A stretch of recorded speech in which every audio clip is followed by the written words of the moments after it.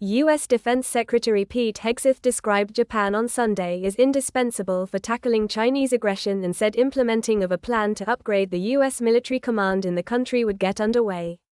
"We share a warrior ethos that defines our forces," Hegseth told Japanese Defense Minister Gen Nakatani at a meeting in Tokyo.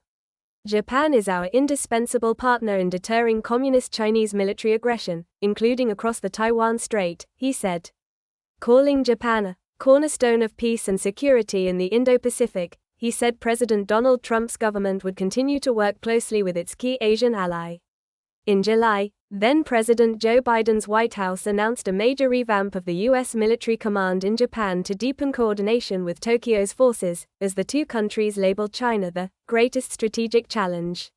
That change will place a combined operational commander in Japan, who would be a counterpart to the head of a Joint Operation Command established by the Japan's Self-Defense Forces last week.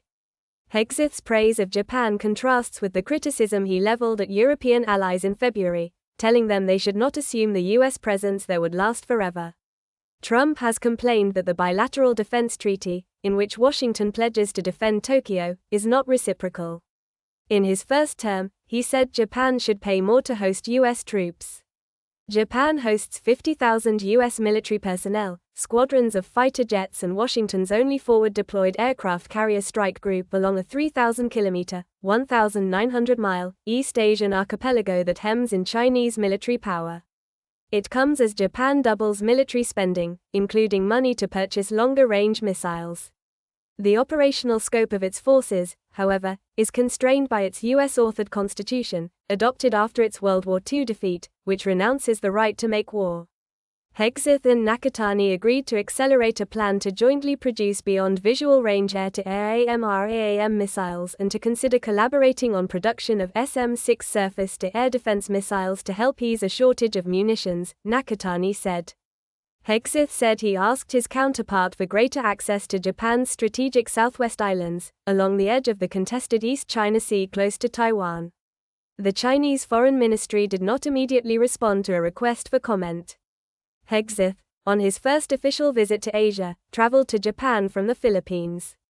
On Saturday he attended a memorial service on Iwo Jima, the site 80 years ago of fierce fighting between U.S. and Japanese forces.